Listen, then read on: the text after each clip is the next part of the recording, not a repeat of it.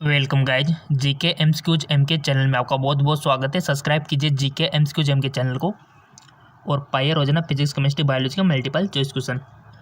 So guys हमारा जो previous video था उसमें हमने 25 तक कर चुके थे क्वेश्चंस और आज के वीडियो में भी काफ़ी सारे इंपॉर्टेंट क्वेश्चन है।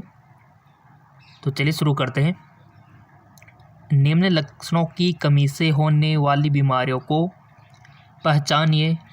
हड्डी की कमी, हड्डियों का पतला होना, दांतों की परेशानी, हस्तीभंग को बढ़ाना।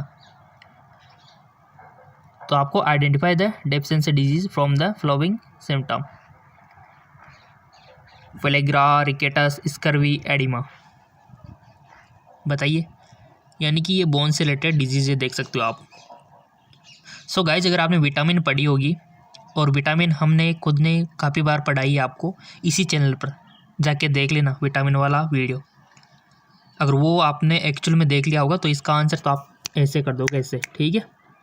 तो कर दिया होगा आपने इसका आंसर। तो लेट मी चेक, इसका राइट ऑप्शन है रिकेटस। विटामिन डी की कमी से होता है, जो कि हड्डियों से रिलेटेड है, ठीक है। और विटामिनों को केमिकल नेम आपको याद रखने, रासायनिक नाम और उनकी कमी से होने वाले रोग और उनके स्रोत, ठीक है। चलो आगे वीडियो देख लेना, हमारे चैनल पर है, चैनल पे जाके देख लेना।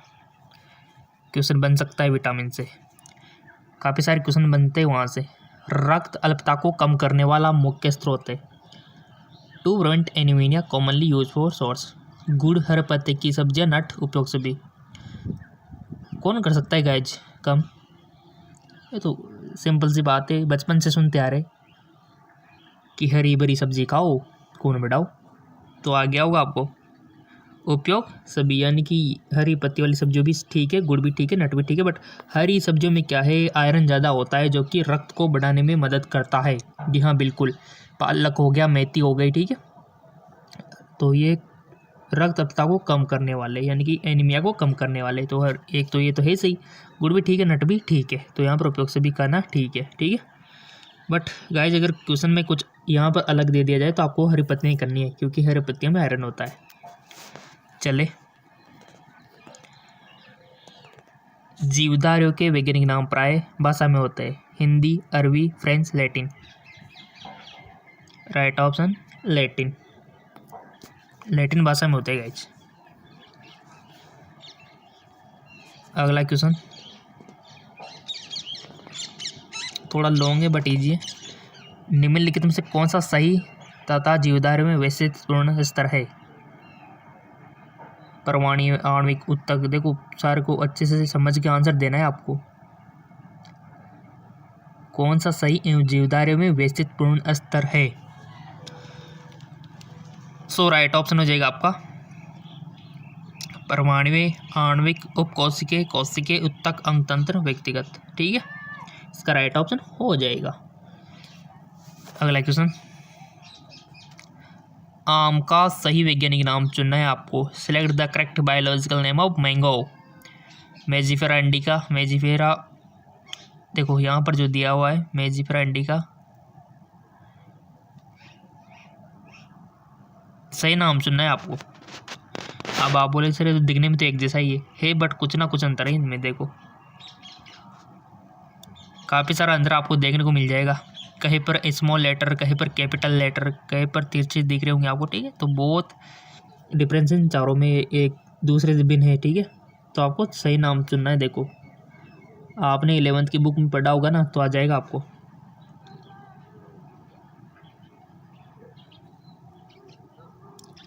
सो राइट ऑप्शन हो जाएगा आपका मेजिफेरा इंडिका, ठीक है। मेजिफेरा इंडिका इसका राइट ऑप्शन हो जाएगा। चलो कौन सा वाला जाएगा आप यहाँ पर देख सकते हो, स्मॉल लेटर में होना चाहिए। नेक्स्ट, अगला क्वेश्चन, सभी जगत में से केवल एक वर्णक प्रकृति में होता है। वंश, वर्ग, कुल, जातियां। राइट ऑप्शन जातियां।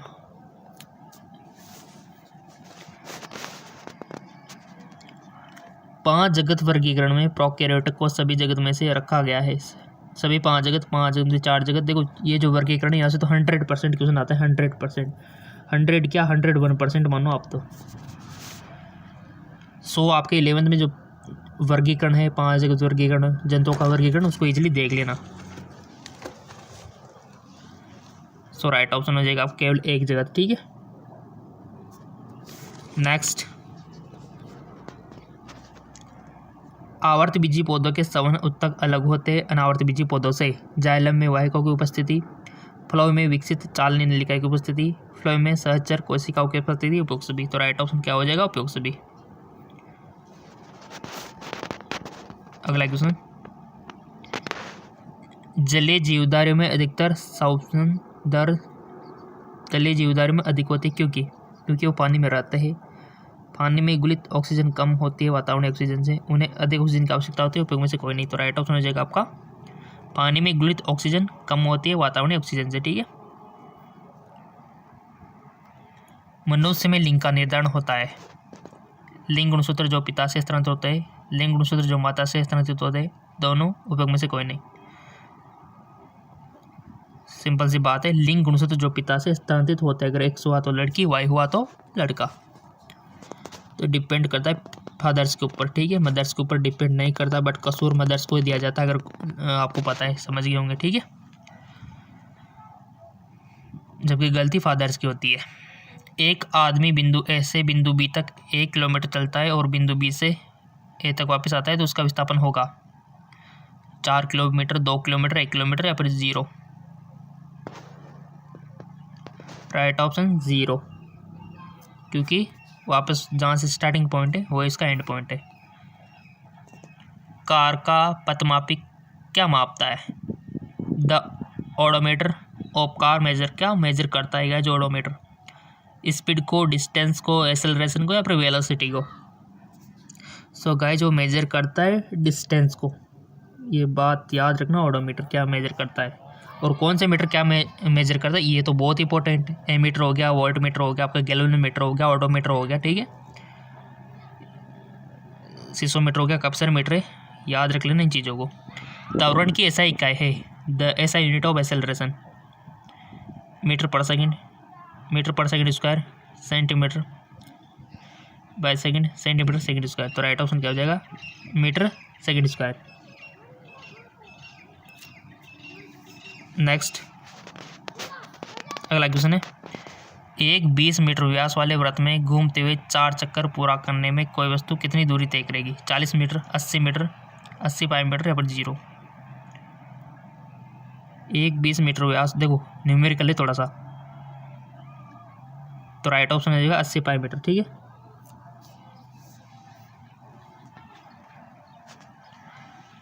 एक scooter 36 metre per second square के त्वरण से 1 सेकंड में कितनी दूरी तय करेगा? 72 metre, 36, 18, 9। Right option 18 metre.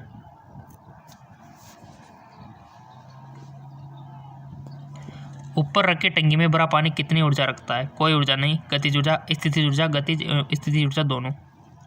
Right option स्थितिज ऊर्जा।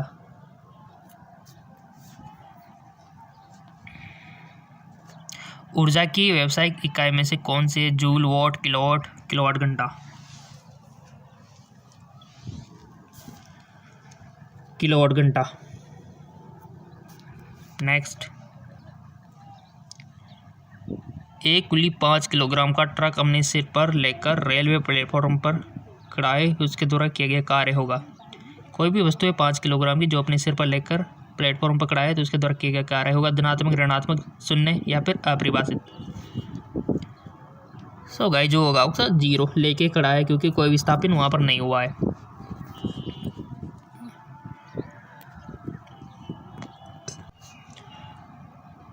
अगला क्वेश्चन है, 1 किलोग्राम द्रव्यमान की गतिज ऊर्जा 1 जूल होगी जब इसकी चाल होगी 0.45 metre per second, 1 metre per second या फिर 1.4 मीटर पर सेकंड या फिर 414 मीटर पर सेकंड।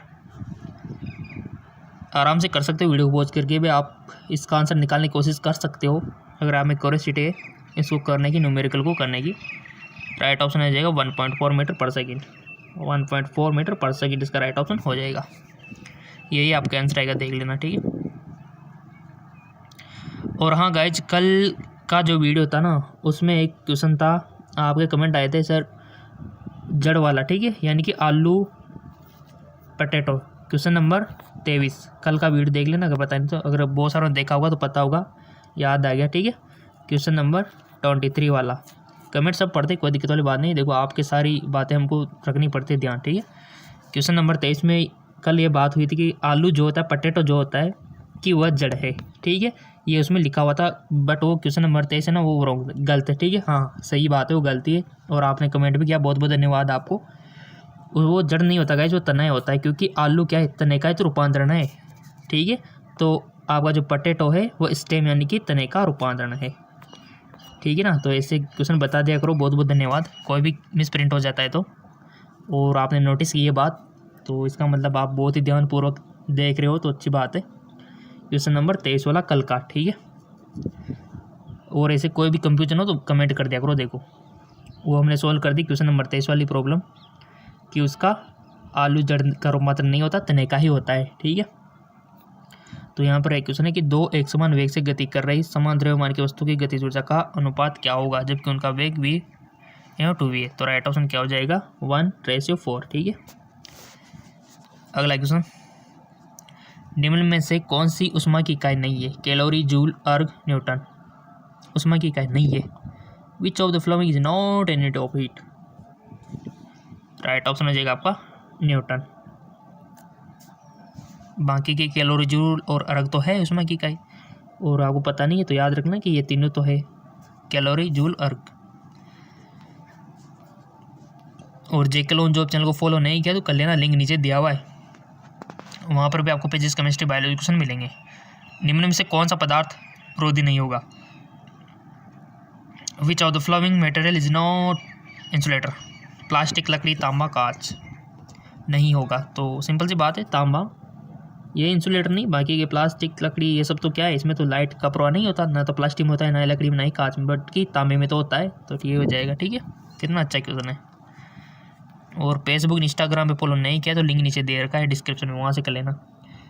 किस ताप पर सेल्सियम और फ़ारेनहाइट पैमाने के पाठ्यक्रम आपस में मिलते हैं, 40, 212, 100 या फिर 0। बहुत अच्छा क्वेश्चन, इंटेलिजेंट वाला, यानी कि जनरल नॉलेज वाला क्वेश्चन आप मान सकते हो, साइंस का। राइट ऑप्शन है 40, ठीक है। -40 है, आप एक तो इसे कर दो, ठीक है, -40, क्योंकि ऑप्शन में प्लस का 40 देर का, उस पर टिक करके आ जाओ आप, ऐसा मत करना। पदार्थ को गर्म करने पर अणु रखते हैं, स्थानांतरित गति, कंपन गति, गुणन गति, उपयोग सभी। पदार्थ को गर्म करने पर अणु रखते हैं, तो राइट ऑप्शन हो जाएगा आपका उपयोग सभी। देखो स्थानांतरित भी रखते हैं, कंपन भी, गुणन भी, ठीक है। अगला क्वेश्चन, स्थिर आयतन पर हवा थर्मामीटर पर किस पर कार्य करता है। स्थिर आयतन पर हवा थर्मामीटर किस पर कार्य करता है, आर्किमिडीज के सिद्धांत, बॉयल का नियम, पास्कल का नियम, गिलुसे का नियम। सो राइट ऑप्शन हो जाएगा आपका गिलुसे का नियम, और लिंक नीचे दिया हुआ है डिस्क्रिप्शन में।